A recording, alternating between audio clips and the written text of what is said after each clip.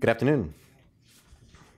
I'm Adam Lupel, IPI Vice President, and it is my pleasure to welcome you to this event addressing the humanitarian situation in Lebanon. A conversation with Mr. Philippe Lazzarini, the United Nations Deputy Special Coordinator, Officer in Charge, and Resident and Humanitarian Coordinator for Lebanon. Mr. Lazzarini, whom I think many of you know, has a long-standing career within the UN system and previously with the ICRC. He has extensive field experience in Iraq, Angola, Somalia, Gaza, Rwanda, Sarajevo. It's a long list, which I'll not cover here, but you have should have his full biography in your handouts. This event is part of IPI's Humanitarian Affairs Dialogue Series, through which we worked to connect leading voices from the field to the conversation in New York, and vice versa. All one has to do is to leave this neighborhood around the UN to realize that so many of the conversations here in New York exist in kind of a Turtle Bay bubble. And so we hope this series offers a useful platform to bust that bubble, break out of it, and for senior humanitarian practitioners to engage in an in-depth discussion with the New York diplomatic and humanitarian communities, all of you, and for us to learn from them. As the UN reform process continues, it is increasingly important to make connections to what is happening on the ground to what is being decided at UN headquarters. And IPI looks to help build those bridges. Since the beginning of the Syrian conflict in 2011, Lebanon has seen a huge influx of refugees, adding to the already existing population of Palestinian refugees in the country. Lebanon currently hosts an estimated 1.5 million Syrian refugees for a population of only 5.9 million people, and I'm sure Philippe has more up-to-date numbers. But this makes it the country with the highest number of refugees per capita worldwide. As a result, Lebanon is faced with challenges on multiple fronts: overstretched public health and education services, protracted poverty, rising food insecurity, and tensions between host communities and refugees. All this when the country is still coping with the consequences of its own civil war and the 2006 conflict between Hezbollah and Israel. And this has enormous human costs and, of course, merits our attention. Indeed, and we were discussing this a little bit beforehand, it seems to me that the relative resilience of Lebanon up to now is in some sense a puzzle and something to be learned from. We've all been watching with bated breath the strange case of the Prime Minister's, I don't know, what do we call it? Resignation interrupted, suspended. Fascinating developments. As bad as it is, given the toxic brew at play in the region, it seems actually that it could be much worse. But 6 years into the conflict in Syria, Lebanon remains at the forefront of the biggest humanitarian crises of our time.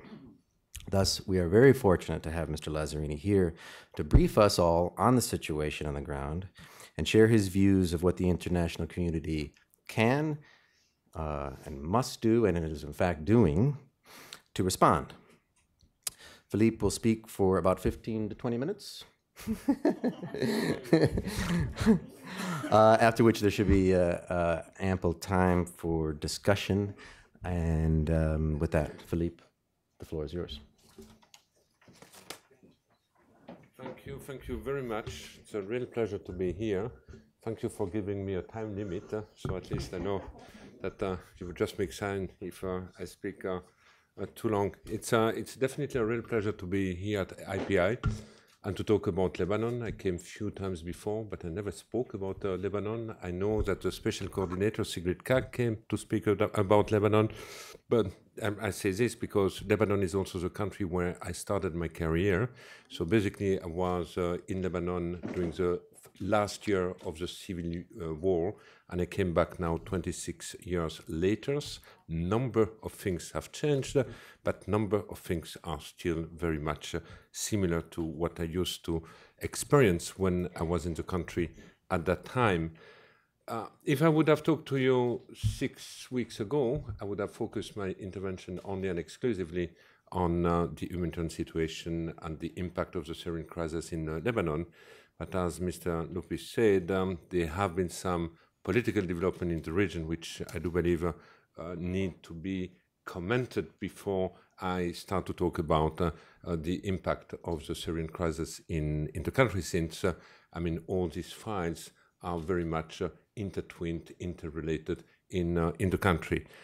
Some of you might have heard a few times the previous Special Coordinator Sigrid Kaag to talk about this United Nations approach or international community approach on Lebanon called the Wall of Lebanon approach, which is in fact a preventive agenda. We always have the feeling when we are in the country that we are somehow in a post-conflict, but sometimes also in a pre-conflict, since on a regular basis in the region we have the drums of war banging and telling us that maybe that might occur again. So what is this Wall of Lebanon approach in the country? It's a preventive agenda based on 3 pillars. The first one is a peace and security pillar. The second one is a stabilization. When we talk about the stabilization, what we have in mind are all issues related to the good governance, issues related to the rule of law, issues related to the support of the electoral process, for example, in the country. And the third pillar is all the socio-economic pillar, which in the context of the Syrian crisis includes also mitigating the impact of the Syrian crisis. I'm saying this because that means there is a role for any agencies, funds and programs present in the country to be part of this broader conflict prevention agenda. Supporting the refugees is also contributing to this broader, I would say, conflict prevention agenda in the country. Now, you alerted the recent political crisis, and in most of the time when we are in a context like Lebanon, we have the feeling that the people or the country has experienced almost everything. But I have to say that this latest development was not anticipated by anyone in the country. So it was also unprecedented, even in the context of Lebanon. And it was unprecedented to the extent that it has really provoked a shock wave in the country. The first, the shock wave, which has put people into very deep anxiety, wondering what's going on, what does it mean? Why this sudden resignation? No one expected. In top of that, a resignation which is not announced in Beirut, but which is announced from Riyadh. But at the same time, and this was the antidote of this kind of deep anxiety, we have the country has experienced an extraordinary and rare sense of national unity. I have to say that the country has never been as united during this crisis, during the time of the resignation of the Prime Minister, certainly for decades. All of a sudden, the entire political spectrum was united behind the call of the president to say, let's remain calm, let's try to understand what's going on.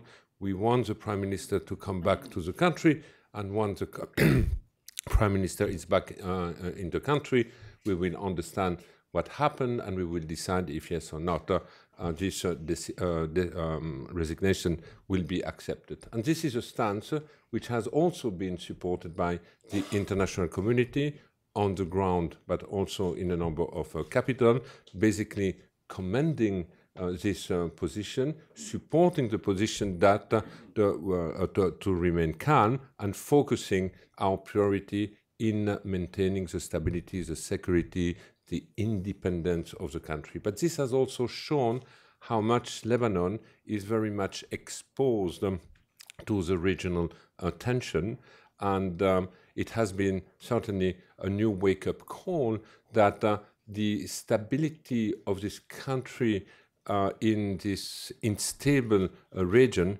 can never be taken for granted, and that's certainly one of, I would say, the main one of the wake-up call of this last few weeks.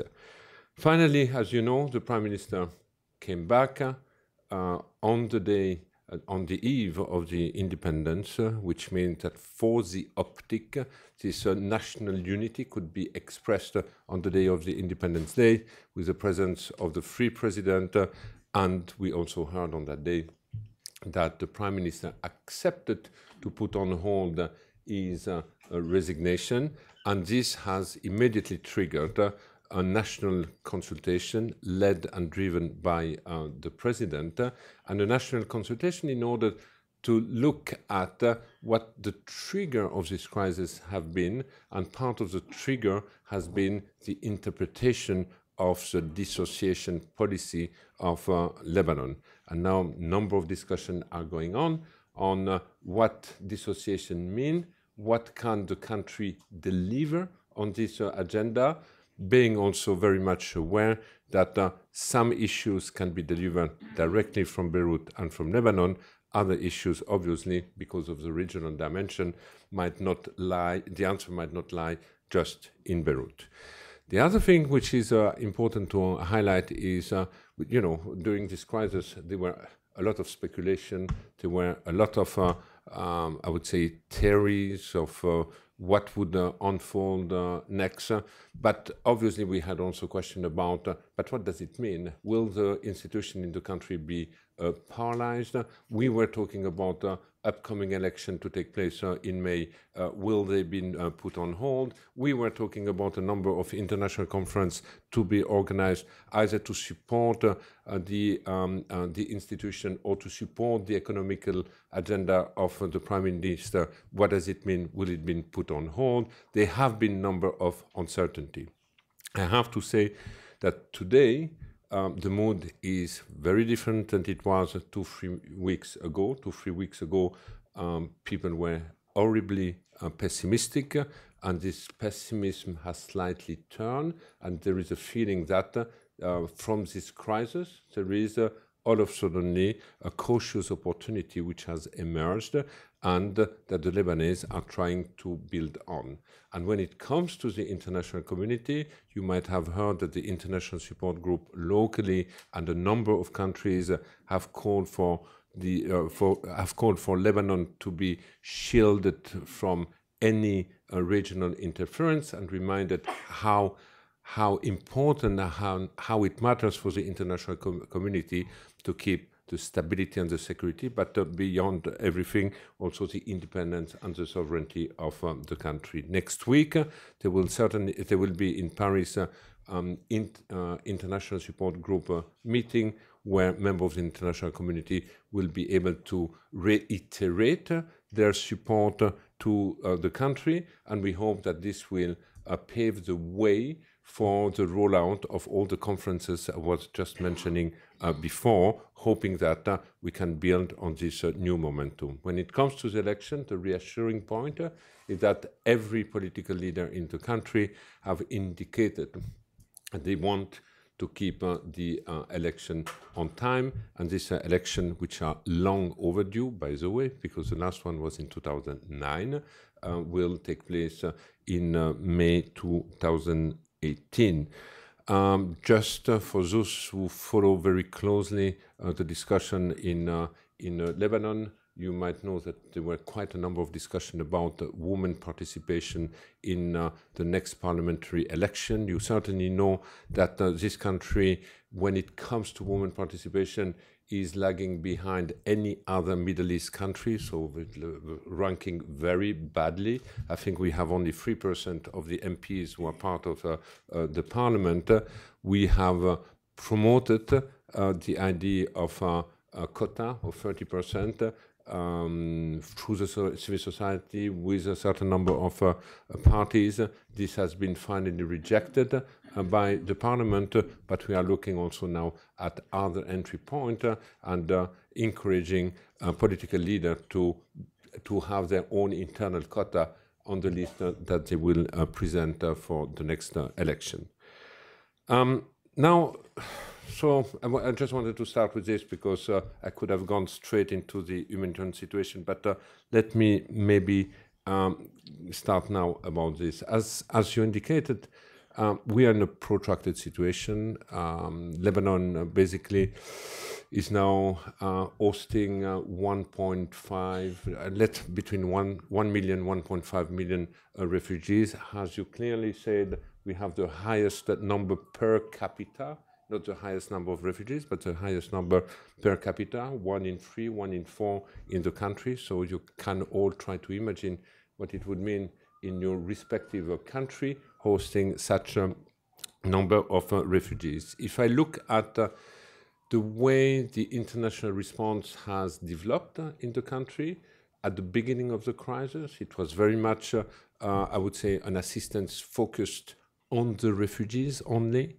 2 years into the crisis, the attention started to shift and to include the host communities. Most of the refugees are hosted in about 250 municipalities. So we started to focus also our attention to these municipalities because many of these host communities are not living in, are not the wealthiest one. So they have also need similar to the people they are hosting.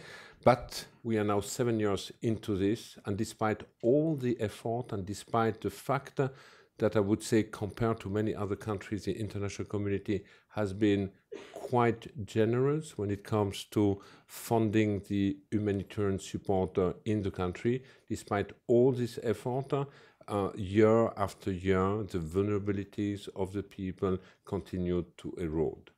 And today, we have more than 75% of the Syrian refugees living under the poverty line, and we have more than 90% of the Syrian refugees who are somehow food insecure, and these numbers have just deteriorated year after year after year after year.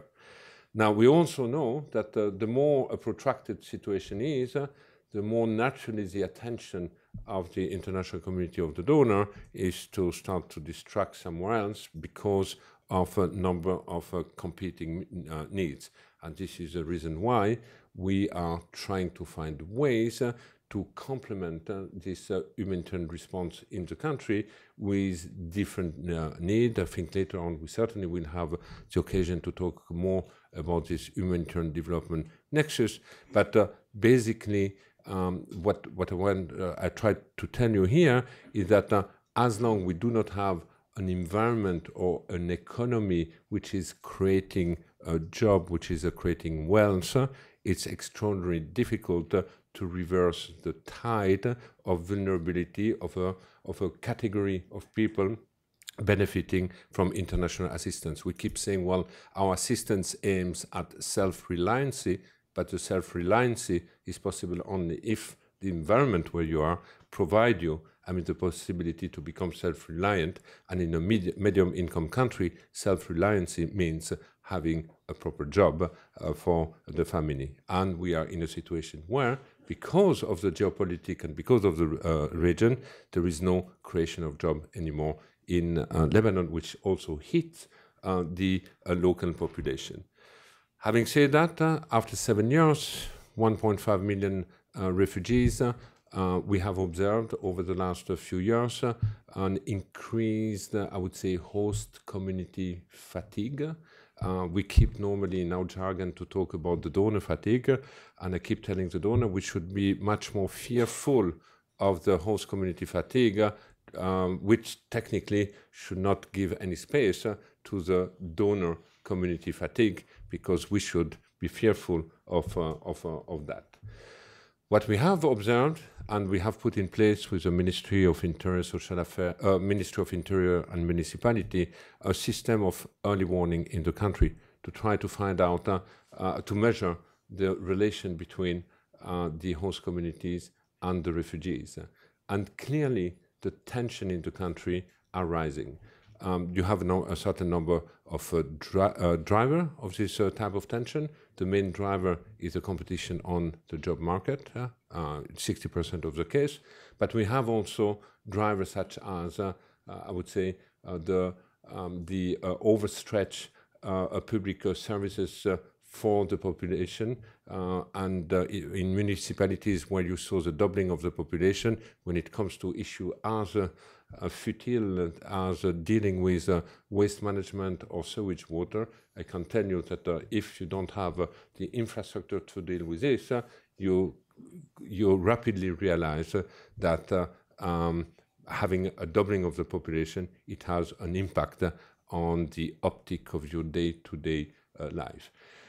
And this we should never underestimate, and I keep telling colleagues that while the narrative regarding the refugees in the country has never completely changed, because ultimately the Lebanese want the return of the refugees in Syria as a durable solution. They have always been extraordinarily clear that the integration in Lebanon is a no-go for the Lebanese. So, and this is a position that the international community respects. So the ultimate durable solution will be the return.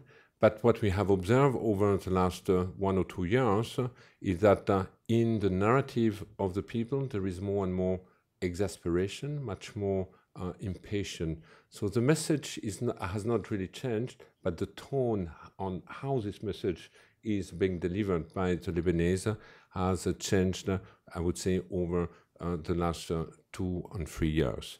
I give you just one indicator that we are measuring.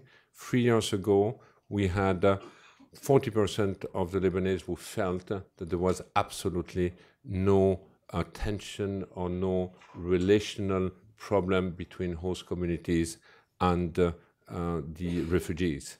This number has dropped from 40% to 2% today, which means that across the society, people believe that there is an issue.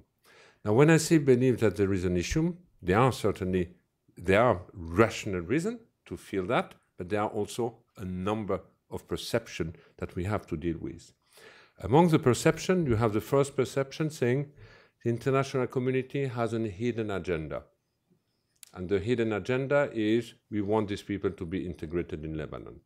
Despite the fact that we keep saying that's not the agenda of the international community, and that we are all working on making sure that the condition of a return be met at one point to allow a voluntary, dignified, and safe return of the refugees. There is a strong belief from the Lebanese that this will never happen. Part of this belief is also very much related to the history of the country, because they keep referring to the Palestinian presence also in the country. The second strong perception that the Lebanese have is the international community care only about the refugees, but not about the vulnerable Lebanese. We are not doing enough for them. Here it's more, I would say, a perception, a packaging also issues that we have not completely addressed.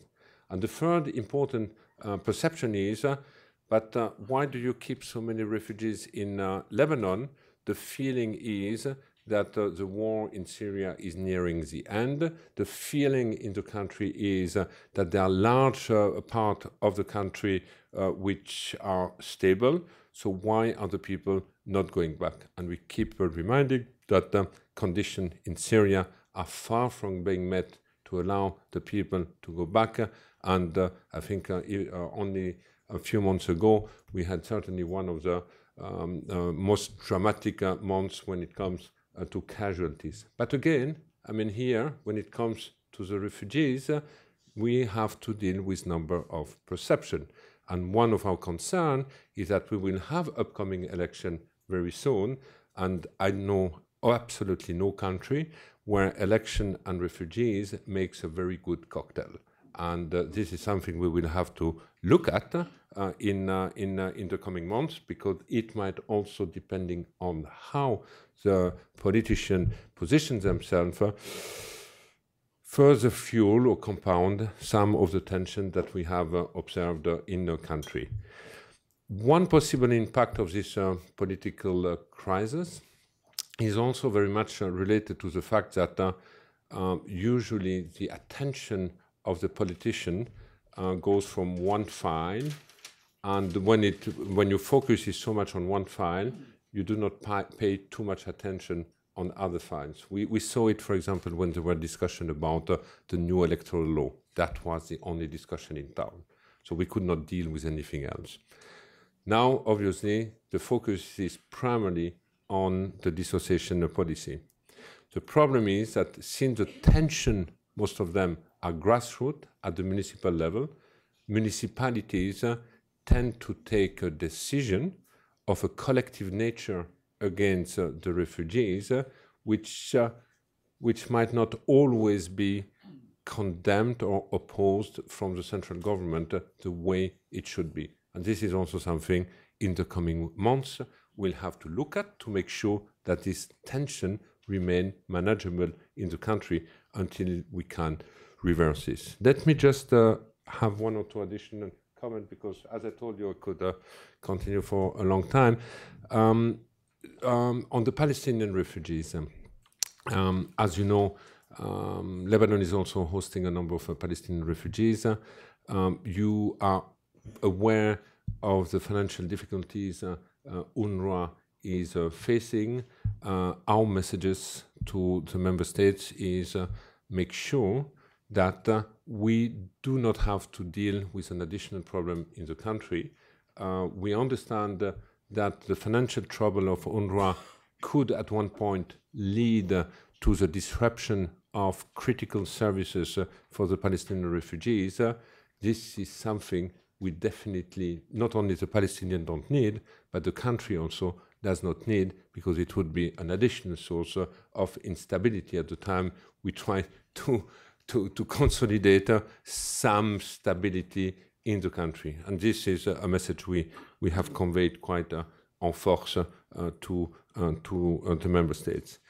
When it comes to the financing, as I alluded before, our fear, and we already started to notice it this year, is that the ceiling reached when it comes to humanitarian funding might indicate a slow decline. And the slow decline this year has already been felt. We have less funding than we used to have last year, to the extent that it is now putting in jeopardy some critical activities. I had, before coming to New York, to organize a donor meeting in Beirut and to tell them, unless we have funding by beginning of December for water, for the provision of water for the refugees, we will have to dismantle, as from January 1st, a provision of water for about 200,000 people living in the settlement. If that would be the case, of course, here again, we have the optic of donors turning their back, which in a context where there is a strong belief that we might wish to leave the problem to the Lebanese in a context of instability, is certainly something we do not want this to happen. So this is also part of our advocacy efforts, saying, well, we need humanitarian assistance, there is no doubt. We know this is not enough, and this needs to be complemented with longer-term activities, but also with an economic plan, the capital master plan that the Prime Minister was referring over the last few months, and which, if the situation is now consolidating, might lead to an international conference before spring, sometimes in Paris. And this is also something we are looking on. So ultimately, and I think I was here also to brief member states on the situation in the country, but one of the key messages was don't take the stability of the country for granted. the country has always been on the edge of the cliff. That's basically a message which was shared by the president to us a few weeks before the crisis, when he was commenting on the refugee situation. And I think the last political crisis has been also for all of us a wake-up call, saying, well, I mean, we cannot just be satisfied with a situation of no war, no peace, and so on. We need to consolidate and shield once for all this country from the regional tension. And that's the reason why I do believe there have been also such a mobilization from member states recently, when being extremely worried of what they saw could have happened in the country. So I think I will stop here, because I'm sure that there might be questions and or issues I haven't commented yet, but I will be more than happy to do. Thank you. Great.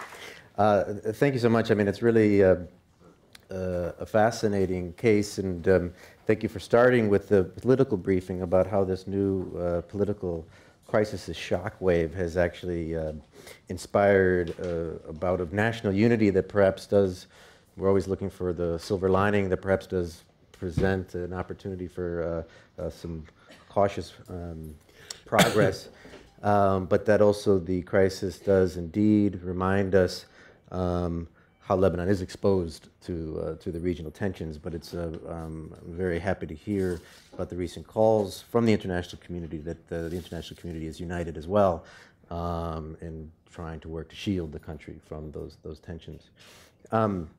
It really does seem to me that the situation and the international presence in Lebanon is in some sense a fascinating case study about how the different elements of the UN can work together to deliver peace and security and development, sustainable development.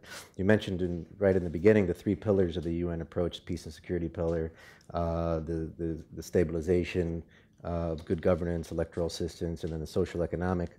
And you mentioned the need to think through and apply the humanitarian development nexus. We've been in this room, we've talked a lot about over the years the security development nexus with the progress around the sustainable development goals, the sustaining peace agenda. I think there's a lot of more clarity on what that means. Could you before we go to the Q&A, I was just wondering, could you give us some insight or specifics about the programs that the country team is developing and implementing in Lebanon that makes this connection between the humanitarian community and the sustainable development of development communities, and how the system works together in that regard?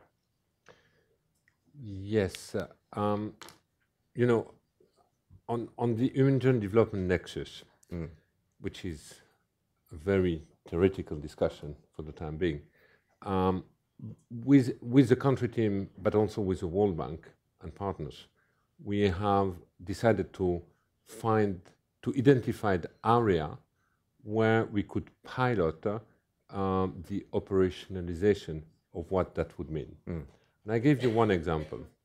Most of the assistance to the refugees is in-country provided through cash. So we are piloting cash assistance in the country. And the cash leads, for those who benefit from this type of assistance, to the setting up of a type of social protection safety net.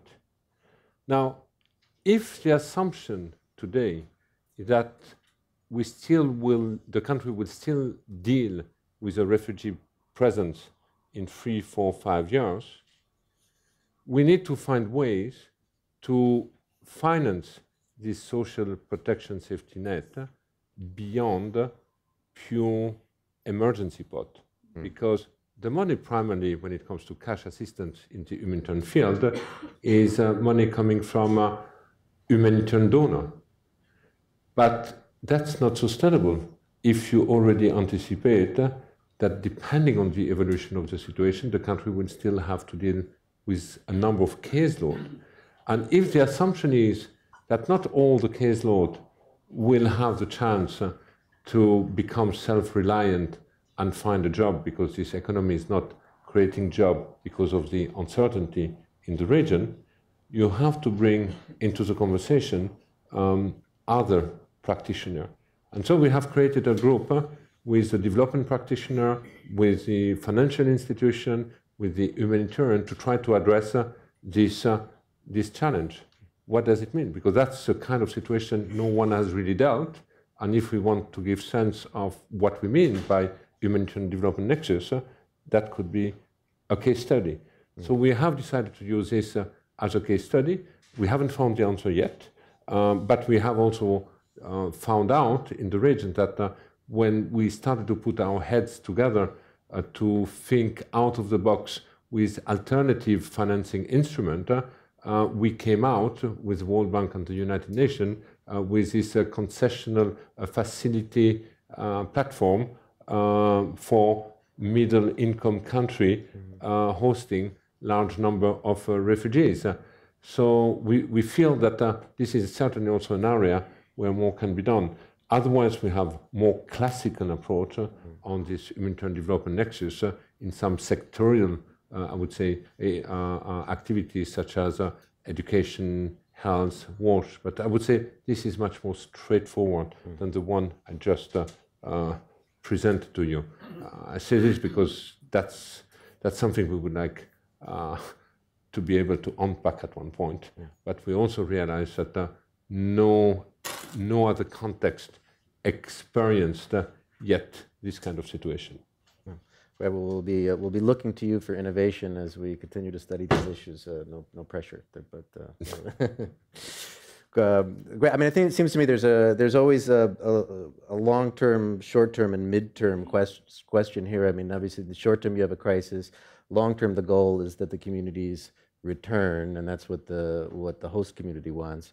But midterm, you're going to have to respond to the needs of the populations over a considerable period of time. So it's a fascinating case that we'll be watching, and of course there's a tremendous human cost here that it's not theoretical. This is it's a theoretical discussion, but it's a very practical problem that needs to be addressed.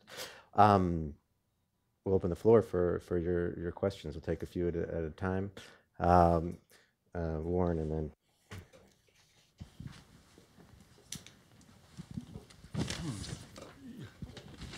Warren Hogue, International Peace Institute. Mr. Lazzarini, you spoke, I thought, very effectively about the importance of perceptions in Lebanon. The Lebanese individually have real justification, real reason to be very suspicious of outsiders trying to settle the problems of Lebanon. I wanted to ask you, can you say what the perception of the United Nations is among the Lebanese? Have you succeeded in convincing the Lebanese that you are on their side and not trying to meddle in their affairs the way other outside nations in the region are? No, we'll come here right to the second row, more if you can just. And as please introduce yourself for the webcast before you speak. Thank you. Hi, thanks. Yeah, James Reinald, journalist with Middle East Eye. Last month, you were asked by a number of Lebanese officials about the construction by Israel of a wall on the border with southern Lebanon. Could you just talk us through what the concerns are from the Lebanese officials, whether or not you feel that's got a humanitarian dimension, and if it's the kind of thing that you've been bringing to your bosses here in New York and the international community, and how it might be addressed? Those are two pretty big questions. Why don't we take those, and then we'll take another round. Well, also on the second question, I won't really be able to answer because it has not really been front page in Lebanon. I heard about this, but it hasn't really been discussed yet with the officials. So I know of the report, but it hasn't come yet more on the table. But on the question of the UN perception, surprisingly, I wouldn't say surprisingly, but Lebanon is a country in the Middle East where the United Nations has a positive image. I'm saying this because here I paraphrase one of my colleagues who was in other Middle Eastern countries and reminded us that the United Nations in the Middle East is considered as guilty until proven innocent, and in most of the countries in the Middle East, we have rather, I would say, a deficit of image or a negative image. Now, obviously, we could go from country to country and find different type of nuances, but this is the rough, I would say, caricature. Now, why is this image positive in the context of Lebanon? Number one, UNIFIL, and the stabilization role UNIFIL is playing in the south. Wherever you go in the country, I mean, people praise the presence and the role of UNIFIL. And then you have one or two other agencies which traditionally contribute to this positive image. Number one, you have a regional commission, ESCWA. So the Lebanese are very proud to host ESCWA in Beirut. And then you have one or two agencies such as UNDP, which is considered as strongly supporting the institution, present in more than 18 different ministries, and also the role played by UNRWA for the Palestinians. I would say we certainly have the most complex UN presence in Lebanon. You just name it, we have it. We have a political mission, we have a peacekeeping mission, we have a regional commission, we have regional offices, we have 25 agency funds and program, part of the UN country team. But the one I just indicated are the one Lebanese would have in mind and would tell you they contribute to this positive image. The other thing is, like in some other countries in the Middle East, the UN has a very long-standing presence. We are there since the inception of the United Nations in Lebanon, and we have been present at time of crisis, war, but also prosperity. And so we are part, I would say, of the Lebanese landscape. So Lebanon remains one of these countries in this part of the world where the image of the UN is positive, and there is a still faith in the UN and in its role of good offices also. Great. Yes, here in the second row. Surush Roshan, a medical doctor. Thank you for your presentation. Could you kindly comment on the roles of the big players in the Middle East? Saudis, Iran, Qatar. Thank you. And back here, gentlemen. Thank you. My name is Manik Mehta. I'm a journalist. We saw France playing a very active role in Lebanon, and it facilitated the return of the prime minister, the ousted prime minister. How involved is France today in Lebanese issues, and does it also provide any assistance to agencies such as yours, or does it do it on its own because it also has its own agency? Thank you. We'll take one more here in the front row. That's why I was. Could you comment on the attitude towards the special court? The special court for Lebanon. Yes, yeah, because it's one of the institutions you did not mention. Mm-hmm. Thanks. Well, I haven't mentioned the 25, but yet. So we have big players in the region, France, and the court. Thank you. All very humanitarian-focused questions, which is absolutely great. This latest crisis has shown how exposed and vulnerable the country is on the broader regional tension. And when we talk about the regional tension in the Middle East, the countries you have named are, part of it. So, as we know, the Lebanese community is also divided along this line.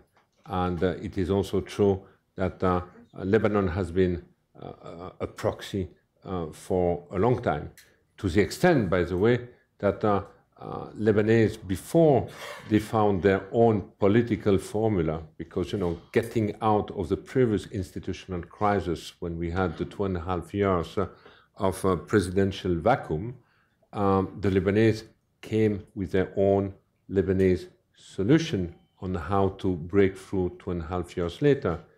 But there was always a tendency among the politicians to say, well, the decision is not ours, it lies somewhere else in the region. And this is the reason why today the International Support Group, after this latest crisis, came back reiterating the importance of shielding the country from all these external interferences and highlighting how important, how stability, the security, independence, sovereignty matters to the international community. So by asking your question, you clearly indicate what the problem is, and this is also the reason why today the national consultation taking place in the country is also very much focusing on what dissociation for the Lebanese political class means. And that's certainly the only way out of this crisis. When it comes to France, yes, I think everybody in Lebanon have highlighted and appreciated the role France has played during this crisis.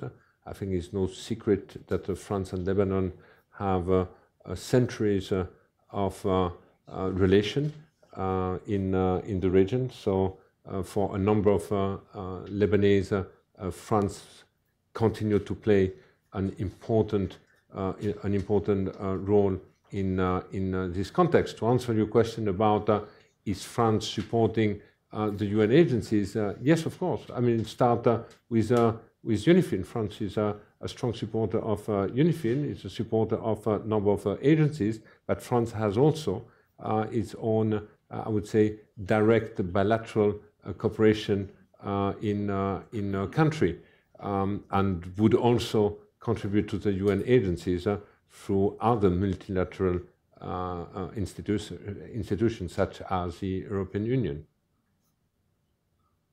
And last question. From the court. And the court is, it's still ongoing. It takes time.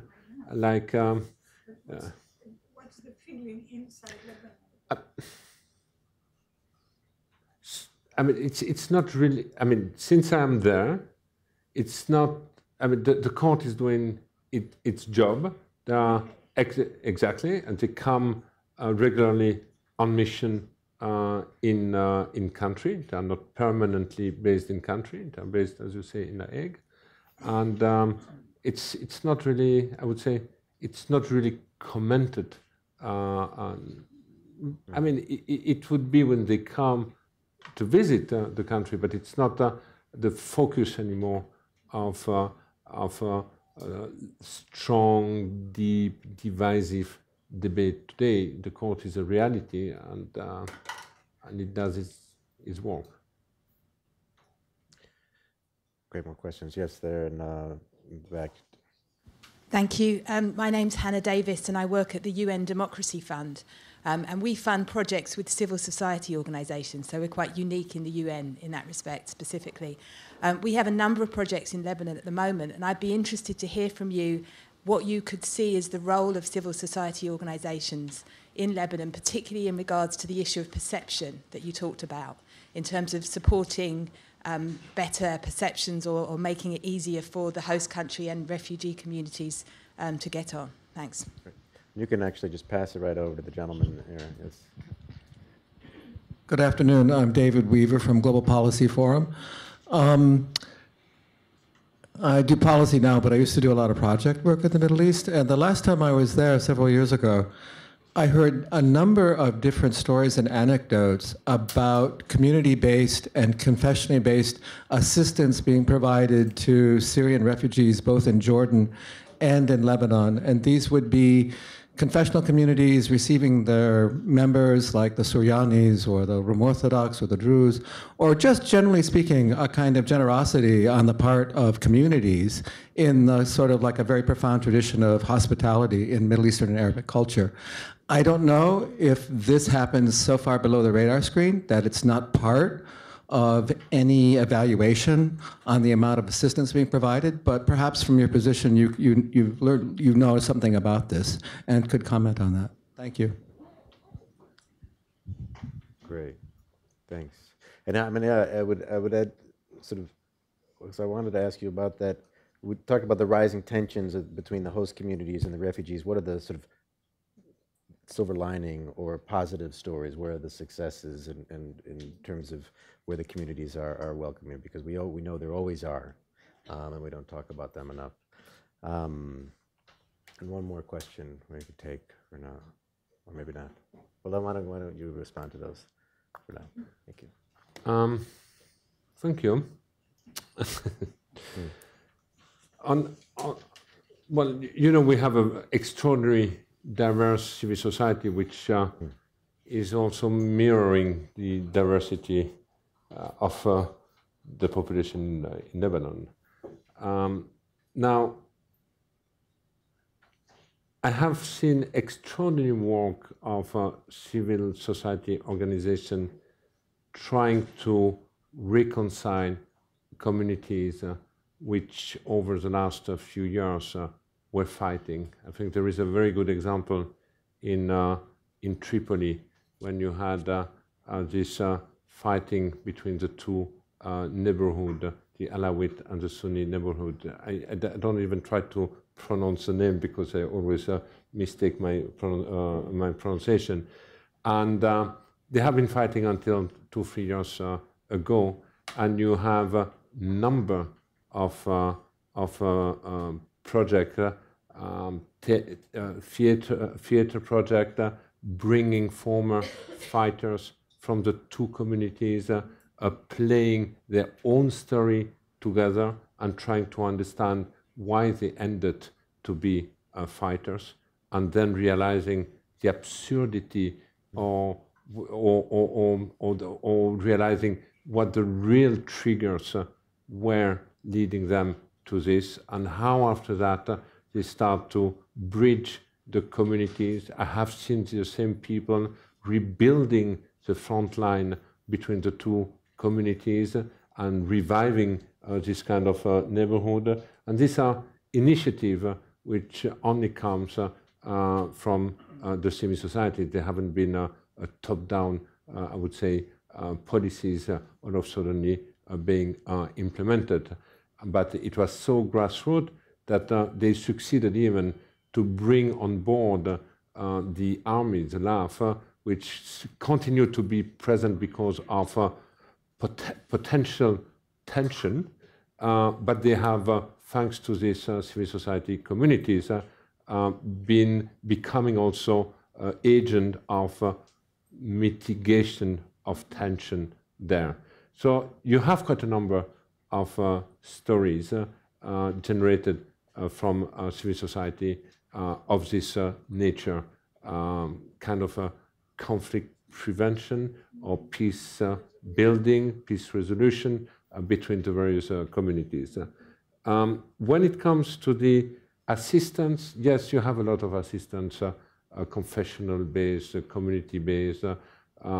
If you come from, if you are an Armenian from Aleppo and you have fled Aleppo at the time you needed to flee Aleppo, most likely you will end, if you end in Lebanon, most likely you will end within the Armenian community. But the problem, and you're right to highlight the extraordinary generosity that people have demonstrated over the last few years. The problem is that this generosity, while still here, start also to be exhausted, because many of these host communities are also exhausted by the situation. They start also to experience deprivation. They experience day-to-day economic struggling also. So while the doors are still open within these various communities, they start also to feel the same. But when I was talking about tension before, it's not necessarily an intra-confessional based tension. You can have a tension, I don't know, of between Syrian refugees being hosted in communities which naturally might not be their own community, for example. Can I follow up on that? Because you commented in your talk, or reflected about the dangerous combination of refugees, tensions between refugees and host communities and elections, and that often this makes for a dangerous cocktail. We've seen this in the rise of populism and such. Often that is the case because there's political entrepreneurs that take advantage of those schisms that those create. You just said that those tensions, though, are not necessarily interconfessional. How is this, with the elections on the horizon, how is this being mobilized or not in Lebanon as a division for the purposes of the elections? Before the crisis, because now we had 5-6 weeks where this discussion has been put on hold. Before the crisis, the focus on the discussion on this were twofold. The first one was a clarification of what does the political leadership promoting safe and dignified return, but not necessarily a voluntary return, what do they mean? And for the discussion, the clarification was, we mean that we still want to comply with international norms, and we remain committed to the non-refoulement. So the second part of the discussion on this one is to say, well, if that is the case, it needs to be clearly clarified, because if it is not clearly clarified, this ambiguity can invite itself also in the political campaign. And the return might be quite attractive for a large part of the population, especially if especially if it remains a populist slogan. So that's a way that we use to try to address it. Otherwise, for the upcoming election, the second element we are trying to promote is the importance of calling for the application of rule of law. There have been far too many situations in which municipalities have taken decision of a collective nature against the refugees, for which politicians have not really taken a stand. And by not taking a stand, you open the door for a situation which might easily become out of control. And that's the second part of the discussion that we are having with the Lebanese, to try to contain as much as possible the risk of tension which could be created or further exacerbated by political campaigning within the frame of the election. Right. Thank you. We can take one more round if not. Okay.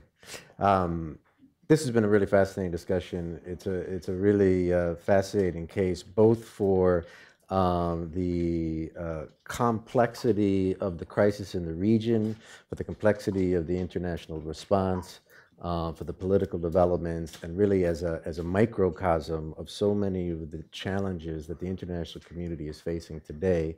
We will all be watching very closely as the situation develops. And I would be like to be the first to invite you back to brief us after the elections. Or the next time you come to New York, I think it's something that we all really should merits our attention to keep post. So thank you so much. Thank you. Thank you.